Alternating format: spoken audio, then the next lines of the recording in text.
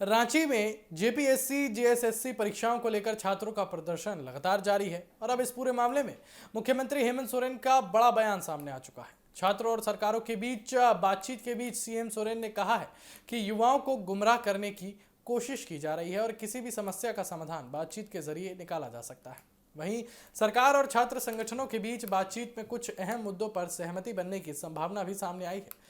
सबसे बड़ी खबर की बात करें तो 14वीं जेपीएससी प्रारंभिक परीक्षा को लेकर है।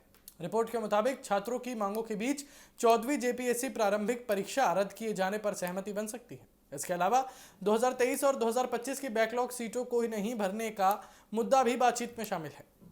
हालांकि इन बिंदुओं पर सरकार की ओर से आधिकारिक घोषणा का इंतजार है, यानी फिलहाल इन्हें संभावित फैसले के तौर पर देखा जा रहा है। सरकार और छात्रों के बीच बातचीत में जांच को लेकर भी बड़ा प्रस्ताव सामने आया है। सूत्रों के मुताबिक सीआईडी जांच को 90 दिनों के भीतर पूरा करने और इसकी निगरानी के लिए रिटायर्ड जज की अध्यक्षता में कमेटी बनाने पर विचार हो सकता है।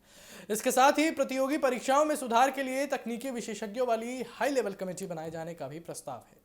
इस कमेटी में प्रमुख संस्थानों के इंजीनियर और विशेषज्ञ शामिल किए जा सकते हैं।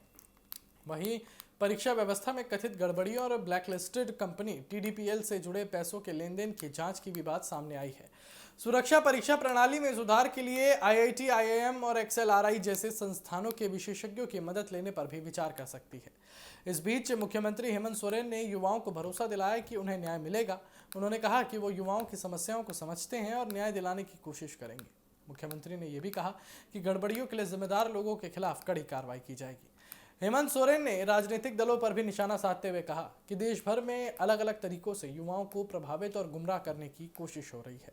उन्होंने कहा कि सच और झूठ को मिलाकर युवाओं को प्रभावित किया जा रहा है और साथ ही उन्होंने साफ किया कि आंदोलन कर रहे युवाओं के साथ बातचीत के जरिए समाधान निकालना जरूरी है।